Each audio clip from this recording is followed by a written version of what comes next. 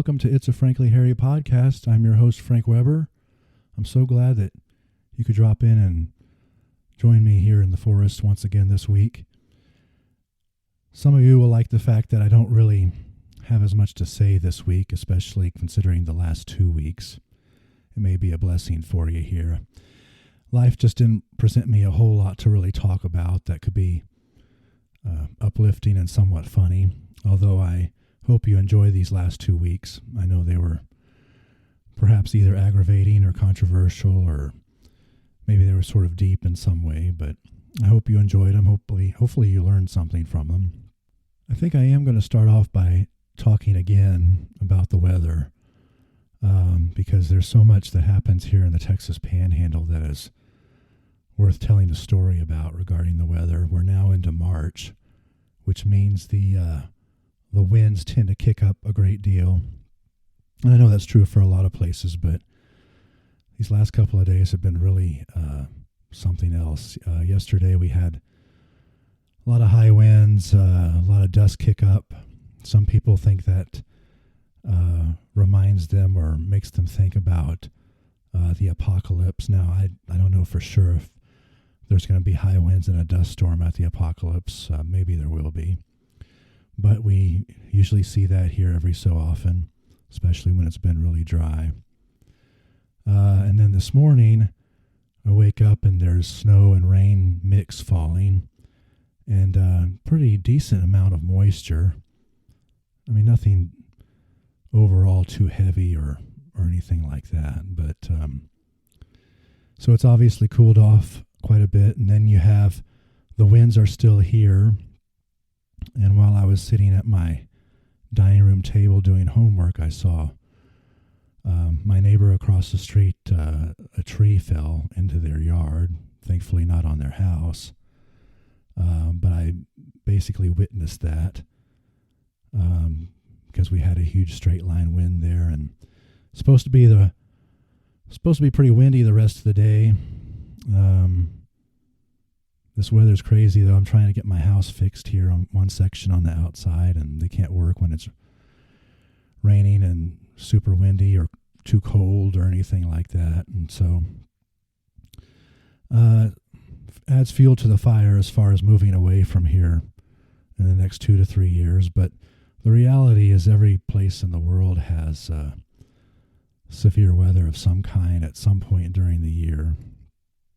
And well, maybe they get lucky in some years versus others, but that's one of those things we just have to deal with. Anyway, I'm recording today. I'm only a few hours. I'm like 12 hours away from release time, so I'm usually not recording this late. But life hasn't really given me a lot to talk about this week, or it has, but like nothing that would be kind of funny or uplifting or entertaining, if you will. I do notice that there's a lot of emotions out there. People using a lot of emotions in ways that are maybe not that healthy or unproductive. And I'm certainly guilty of that too. You see it a lot of times with stock market sell-offs. We're having a big market sell-off this morning, and my brother thinks it's because of Trump's tariffs and his tariff proposals and things like that. And I'm not going to get into any politics or economics or anything like that here today. And, you know, there's a lot of emotions involved in politics as well. You know, the Trump-Zelensky thing was going on the other day, and then I heard a report this morning that Zelensky has decided to work with Trump now or something like that. But there's a lot of people who are on both sides of that issue and that incident the other day. And of course, there's people like me who are complaining about the weather or complaining about small things that in the end are really not that consequential. And we work ourselves up and stress ourselves out. And I don't know, I just think life would be a little bit better if we could all like keep a little bit better level head, if you will, and not over-exaggerate things or not play off of each other. I know people who get very emotional and tend to, in some ways, exaggerate something that's happening, and that kind of sets me off, and then I get going. And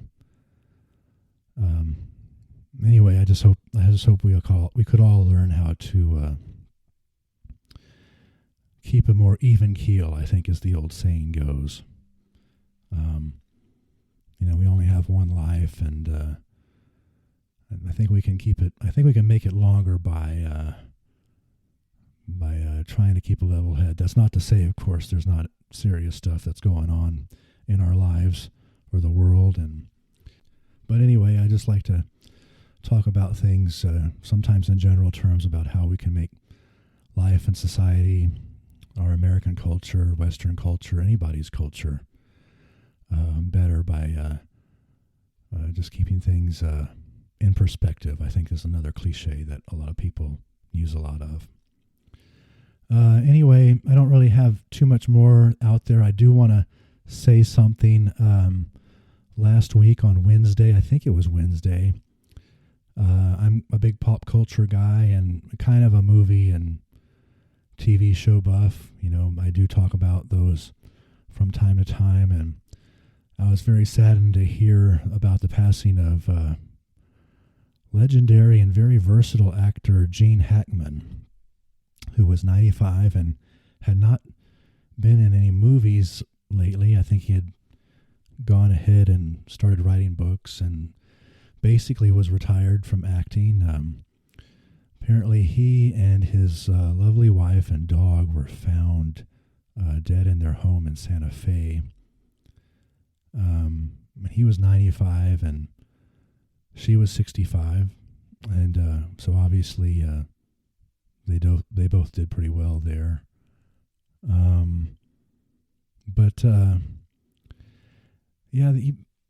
It's like one of those people that kind of larger than life actors, I guess you could say. Or I never met him, but you've seen him so many times in movies. I don't think he ever did any TV. He wasn't a TV guy. There's like this thing among some actors in Hollywood that are like, well, are you a movie guy or are you a TV guy? Or you could put girl in there too, I guess. But he was definitely a movie guy.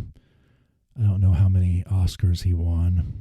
Speaking of which, the Oscars were the other night. I didn't watch them. You know how I am with award shows. But he was in so many things, and I have so many memories of him. I guess the first thing that I remember him in was the Superman movies. I think he was in 3 of those. And somebody said of him, I don't know who it was. Was it Robert De Niro or maybe Dustin Hoffman? I have no idea who. Somebody said of him that he never made a bad movie. Now, he was in a lot of movies, so, the law of probability catches up with you every now and then. So the reality was he was in Superman 4, which was widely believed to be a bad movie. I think I've seen parts of what was that movie he was in with Ray Romano? Probably one of his last movies. Welcome to Mooseport, I think it was. I think I'd seen parts of that. That was largely panned, so that wasn't really considered a good movie. There might even be some others out there, but for the most part, he was highly, highly successful, both as an actor and in the films that he was a part of. And I mentioned Superman 1 and Superman 2 were pretty damn good, and they talk about the French Connection. And I also remember him as the kind of this weird preacher in the Poseidon Adventure, which was so star-studded and one of the first real disaster movies of the 70s. Probably have to watch it again sometime because I'm not really sure where he got his theology from. But that was one of another many roles. His cameo in Young Frankenstein as the hermit that lives in the woods and the monster comes to visit him. That was extremely funny. And Oh, got some other. Oh, Hoosiers. I went to see Hoosiers when it came out. I remember that. Um, Inspirational sports story where he was the coach. I'm thinking he was in some kind of western with. Was he in a western with Clint Eastwood? I don't know. I think have I seen that one? I don't know. Anyway, just ton of acting credits. Very versatile. He didn't really do a great deal of comedy. I just mentioned some comedies in there, and the Supermans were lighter hearted. They didn't take themselves too seriously. I think the movie No Way Out was on not too long ago. I watched a little bit of that, and in case you didn't know, I didn't know this for a lot of years, but the scene where Costner and Sean Young are in the limo, having sex or whatever that was. I assume that's what was going on, and then they had the limo driver who was sort of curious or something like that. They parodied that scene in what was that, Hot Shots Part 2 or something like that. But anyway, Gene Hackman was in the movie No Way Out, but he wasn't in that particular scene. But anyway, but I'm digressing again, like I usually do on this program, or at least I do occasionally. But he's going to be sorely missed. I know we hadn't seen him in a while, but so many things, too many to count here. So I'm just kind of, giving him a little tribute here, and I think they're still investigating what exactly the cause of death was for all of them. The initial thought was carbon monoxide, I believe, and but I think they're saying no, that wasn't what happened, and somebody has put out, somebody put out like a hypothesis about drug use or something as well. I don't know. They said there was no foul play involved, but it sure seems like an odd way to go out. And I've been out to Santa Fe a couple of times. It's a nice place, very artsy place. They have some interesting things going on there the last few years with. Wasn't that the Alec Baldwin? Weren't they by Santa Fe when he shot that? I know it wasn't. Maybe he didn't have the motive or anything, but that's when he shot that stagehand or whatever it was. A lot of weird stuff going on out there, but I don't know. Anyway, just to wrap this up, Gene Hackman will be sorely missed, and I'm really sad to see him go. Truly a legendary actor.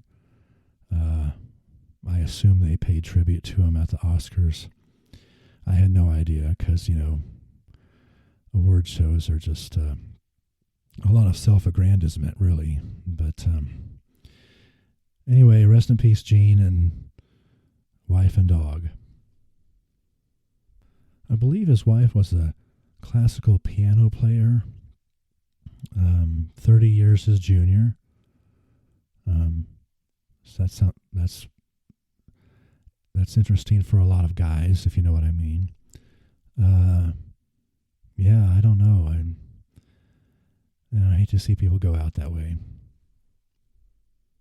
Well, I think that's about it as far as what I'm going to cover today. I'll let you go a little early this week. So enjoy that extra time, extra 5 minutes or so. I know I kept you here a long time the last couple of weeks, but anyway, I was looking at the numbers. Seems like there's a little bit more interest in the last couple of weeks. That's another reason why I need to cut it off here. I can't speak, but as always, I just ask you to, share the show with friends and family. Hit the subscribe button. Don't hesitate to send me a message or comment on the show as well. I'd love to hear from you. I'd love for this to be more engaging, more interactive.